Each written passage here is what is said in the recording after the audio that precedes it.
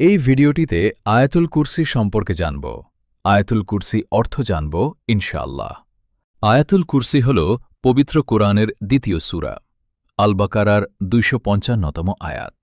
এটি কোরআনের সবচেয়ে মহিমান্বিত এবং প্রসিদ্ধ আয়াত হিসেবে পরিচিত, যাতে সমগ্র মহাবিশ্বের ওপর মহান আল্লাহর একত্ববাদ, ক্ষমতা এবং অসীম সার্বভৌমত্ব ঘোষণা করা হয়েছে।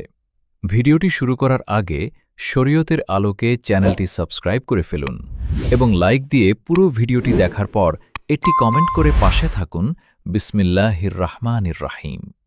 আসসালামু আলাইকুম ওরহমতুল্লাহি ওবরকাতুহু। আয়াতুল কুরসি বাংলা অর্থ, আল্লাহ, তিনি ছাড়া কোনো সত্য উপাস্য নেই।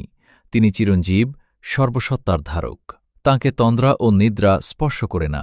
আকাশমণ্ডল ও ভূমণ্ডলে যা কিছু আছে সবই তার। কে সেই ব্যক্তি যে তার অনুমতি ছাড়া তার কাছে সুপারিশ করবে? তাদের সম্মুখে ও পেছনে যা কিছু আছে সব তিনি জানেন।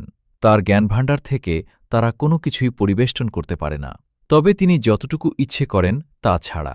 তার কুরসি, সিংহাসন, আকাশ ও পৃথিবীময় পরিব্যাপ্ত, আর এ দুটির রক্ষণাবেক্ষণ তাকে ক্লান্ত করে না। তিনি পরম উচ্চ, মহিয়ান। সূরা আল বাকারা ২৫৫। বিশেষ ফজিলত ও আমল। জান্নাত লাভ।